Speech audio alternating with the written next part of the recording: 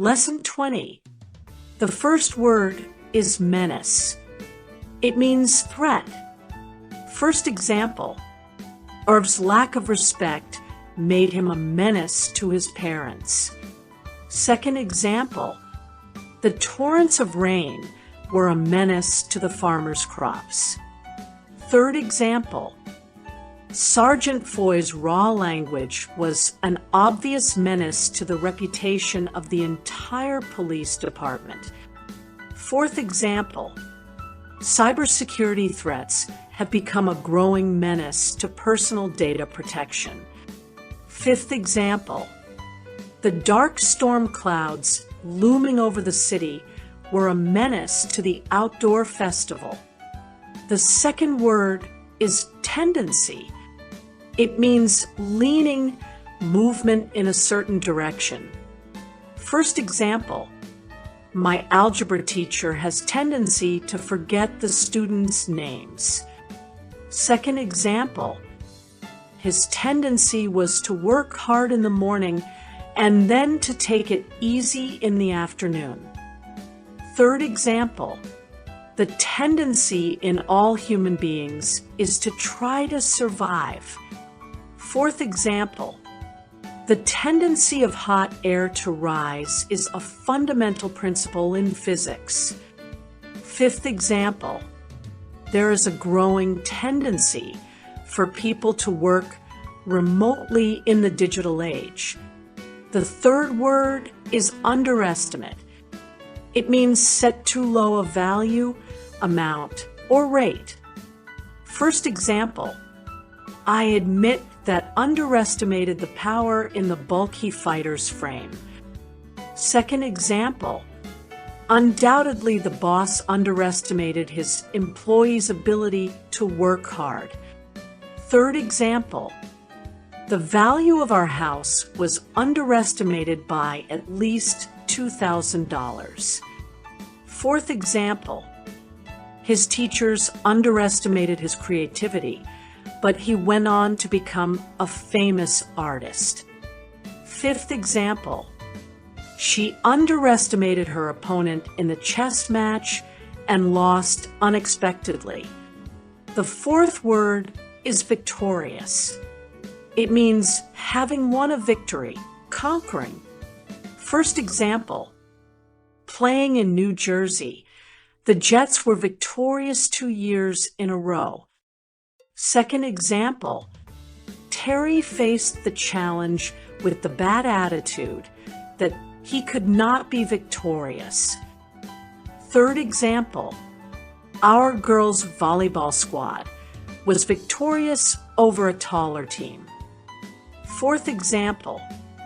The underdog team was victorious against all odds, shocking the world with their performance. Fifth example. The victorious army marched through the city, celebrating their hard-fought victory. The fifth word is numerous. It means very many, several. First example. Critics review numerous movies every week. Second example. Dr. Fisher had resisted accepting money from the poor woman on numerous house calls. Third example. The debater used numerous documents to back up his statements. Fourth example. There are numerous ways to solve this mathematical problem. Fifth example. The scientist conducted numerous experiments before reaching a conclusion. The sixth word is flexible. It means easily bent, willing to yield. First example.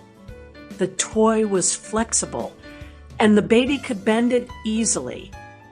Second example. Remaining flexible, Nick listened to arguments from both sides. Third example. A mouse's flexible body allows it to squeeze through narrow openings. Fourth example.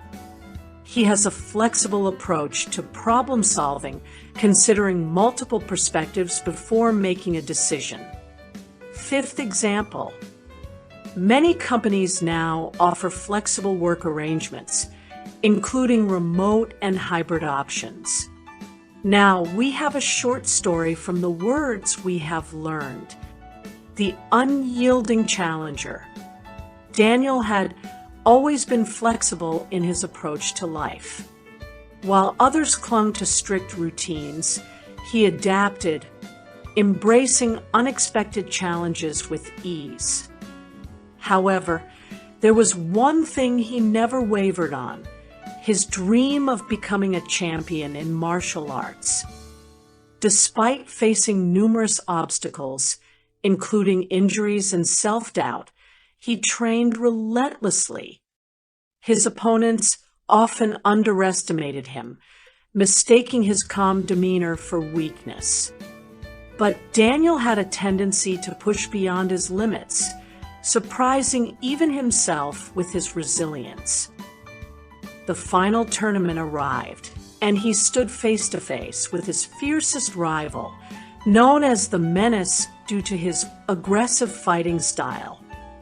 The crowd watched in anticipation, expecting Daniel to falter.